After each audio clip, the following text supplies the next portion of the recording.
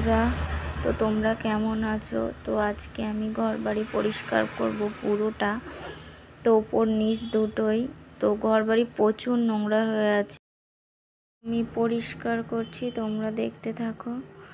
আর দেখো এই ঘরের এই আমাদের পিছনটা, এই জানলা দিয়ে দেখো কত সুন্দর লাগছিল, তাই দেখাচ্ছিলাম তোমাদেরকে। তো এই বিছনা চাদরগুলোও দেখবে কেমন, কারণ এগুলো আমার পছন্দ নেওয়া, আমার খুব পছন্দ হয়েছিল বিছনা চাদরগুলো, ওই জন্য আমি নিয়েছিলাম। তো ফাইনালি আজকে পেতেই দিচ্ছি।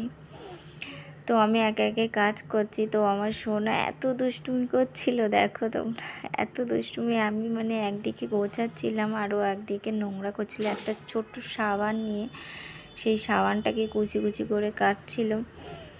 তো ওর মতো করছিল, আমিও গোছাচ্ছিলাম। তো দেখো গোছানো হয়েই গেল খানিকটা।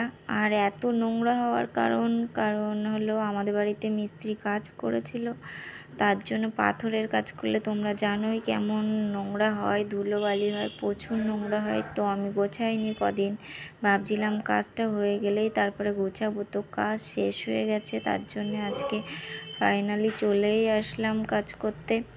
দেখো সোনা এত ডিস্টার্ব করছিল, মাঝে মাঝে ওকে নিয়ে বেড়াতে বাইরে বেরিয়েছি কাজ করতে করতে।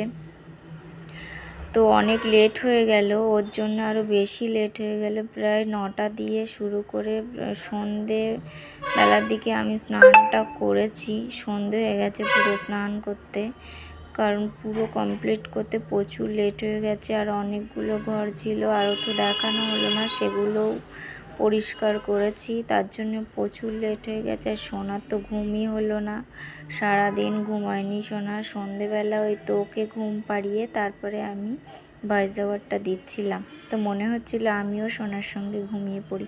তো তোমার পছন্দ হলে একটা লাইক করো, সাবস্ক্রাইব, টাটা।